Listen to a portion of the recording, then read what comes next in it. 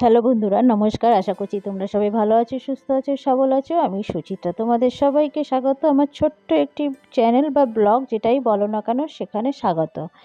তো সকালবেলা শুরু করছি।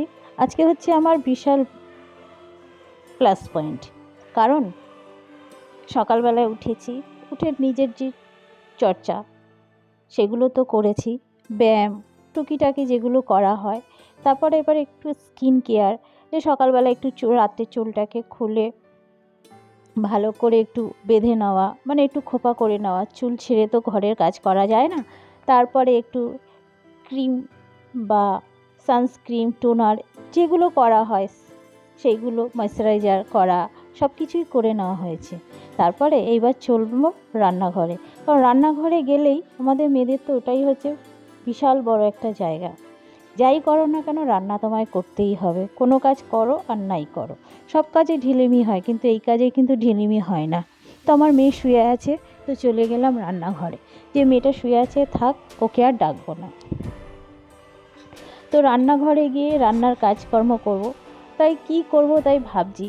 তো চিন্তা করলাম যে না, চিন্তা করে লাভ নেই। আগের দিনে তো আমি শাকটা কেটে রেখেছি, মানে মেথি শাক। আর মেথি শাক কেটে রেখেছি বলতে আমি কিন্তু কাটিনি, কেটেছে আমার কর্তামশাই।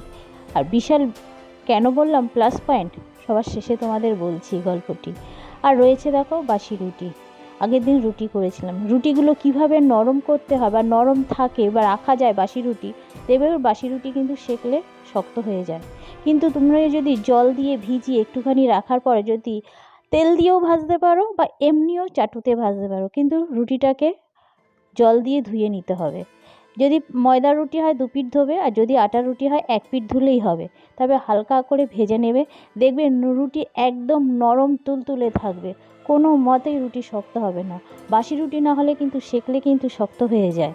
তোমরা এইভাবে করে দেখতে পারো, আশা করছি তোমাদের উপকারে লাগবে। আমরা যখনই রুটি, বাসি রুটি থাকে, আমাদের বেশিরভাগ ময়দা আটা মিক্সড করে খাওয়া হয়, কিন্তু এইভাবে শেখা হয় রুটি একদম নরম তুলতুলে থাকে। আরেকটি দেখো বাসি তরকারি রয়েছে আগের রাতে, যেহেতু চচ্চড়ি আর রুটি করেছিলাম, সেই চচ্চড়িটা আমি চা দিয়ে রুটি খেয়েছি। আর আমার মেয়ে আর কর্তামশাই ওই বাসি তরকারি দিয়ে মুড়ি খাবে।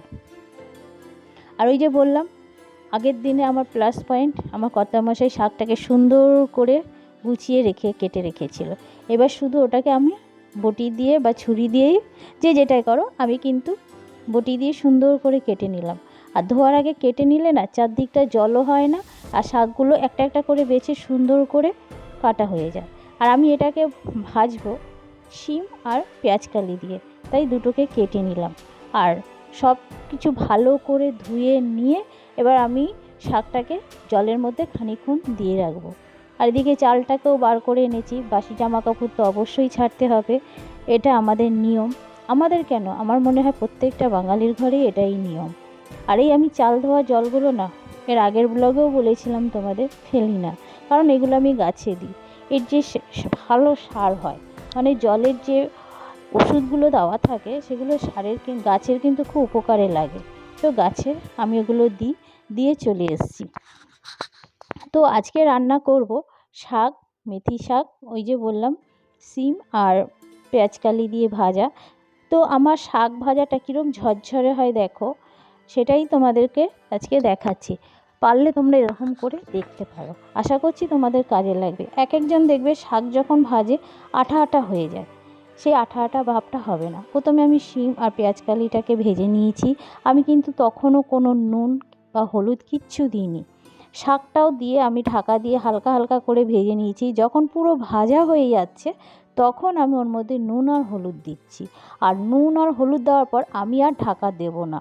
এইতে দেখো শাকগুলো কত ঝরঝরে এবং সুন্দর রয়েছে, একদম আঠা হয়নি। এরকম শাক খেতেই আমার কর্তামশাই পছন্দ করে, বা তোমরা করে দেখতে পারো, খুব ভালো লাগে। আর আজকে করব একটু মাছ ছিল, পোনা মাছ, আর বেগুন আলু পেঁয়াজকালি দিয়ে ঝোল। আর এদিকে হবে পাবদা মাছের ঝাল, মানে সর্ষে পোস্ত দিয়ে। এই সর্ষে পোস্ত ঝালটা আমার মেয়ের খুব ফেভারিট, তাই ভাবলাম যখন ওর বাবা এনেইছে তো করে ফেলি। আর মাছগুলো যখন ভাজবো না, কড়াটাকে তো ভালো করে গরম করে নিতেই হবে, আর সঙ্গে সঙ্গে খুন্তি দিয়ে সব মাছগুলোকে একবার নাড়িয়ে দিতে হবে, তাহলে কড়ার গায়ে না মাছগুলো আটকে থাকবে না, এটা আমার মা বলতো। তো যাই হোক, ওই কড়াতেই আবার একটু তেল দিয়ে আর এই পাবদা মাছগুলো ভাজবো, তাই কড়ার মধ্যে একটু হলুদ দিয়ে দিলাম। তোমরা চাইলে নুনও দিতে পারো, ওতেও ভালো হয়, মাছগুলো সহজে ফাটে না। আর পাবদা মাছ ভাজার আগেও আমি একটু তেল মাখিয়ে নিলাম যাতে না ফাটে। ওইদিকেও মাছগুলো ভাজা হোক, আর এদিকে আমি মশলাগুলো রেডি করে নিচ্ছি। সর্ষে, পোস্ত, সাদা সর্ষে। আরে শুধু গ্যাস গ্যাস চিন্তা করলে হবে, জিভেরও তো স্বাদ দিতে হবে বলো। জিভটাও তো শরীরের একটা অঙ্গ, বলে না আমাদের শরীরের 5টা অঙ্গ। তার 5টা অঙ্গ মানে ইন্দ্রিয়, যেটাকে স্পর্শকাতর ইন্দ্রিয় বলা হয়, জিভটাও তো তার মধ্যে একটি, ওকেও তো সায় দিতে হবে। মাথা যাই কাজ করুক না কেন, জিভ যদি টেস্ট না হয়, ভালো লাগে খেতে বলো, অসুখ বিসুখ তো লেগেই আছে। তার সঙ্গেও তো ভালো মন্দ নিয়েই তো আমাদের জীবন, তাই সব কিছু নিয়েই চলতে হবে, তাই সব কিছু খেতেও হবে। ওই জন্য চিন্তা করলাম একটু পোস্তও দিই আর একটু সাদা শস্যও দিই, তাহলে অসুবিধার কিছু নেই। পুরো কালো শস্য দিলে তো প্রবলেমটা বেশি হবে, তাই না? আর এদিকে বেগুন আলু দিয়ে মাছের ঝোল করে নিলাম। এই ঝোলের মধ্যে আমি কোনো গুঁড়ো লঙ্কা দিইনি, যেটা দেখছো ওটা হচ্ছে কাশ্মীরি লঙ্কা দিয়েছি একটু কালারের জন্য। আর এই যে সব ধুয়ে নিয়েছি, ছাঁকনিতে আমি ধুই, তাতে পোস্তটা নষ্ট না হয় তার জন্য, শস্যও নষ্ট হবে না। তোমরা এইভাবে কিছুর মধ্যে ফেলে যদি ধুয়ে নাও, তাহলে কিন্তু কোনো জিনিসই নষ্ট হয় না। কেন, আজকাল পোস্তর প্রচুর দাম, সোনার থেকেও মনে হয় বেশি দাম, এমন একটু পোস্ত নষ্ট হলে না খুব কষ্ট হয়। তো দেখো, এদিকে আমি সর্ষে পোস্ত যখন রান্না করি আমি কোনো হলুদ দিই না, কারণ পোস্তর গন্ধটা তখন থাকে না। তোমরা একবার এইভাবে করে দেখতে পারো, আশা করি তোমাদের কাজে লাগবে। হলুদ না দিয়ে পোস্ত করে দেখবে, আলাদা একটা টেস্ট থাকে, আর পোস্তর সঙ্গে যদি হলুদ দাও তার আলাদা একটা টেস্ট বা ঘ্রাণ। যাই হোক, রান্না করতে করতে আমার ভাগ্নি এসছে, ভাগ্নির মেয়ে এসছে, তাদের সঙ্গে গল্প হলো। আর এই দেখো আমার বিশাল প্লাস পয়েন্ট কেন বলছিলাম, এই দেখো আজকে আমার কাজের ফাঁকে ফাঁকে কত লোক আমাকে সাহায্য করছে। আমার মেয়ে পুজো দিয়ে দিচ্ছে, যেখানে আমার কতটা সাহায্য হচ্ছে বলো, এটা বিশাল প্লাস পয়েন্ট কিনা আমার সংসার জীবনে।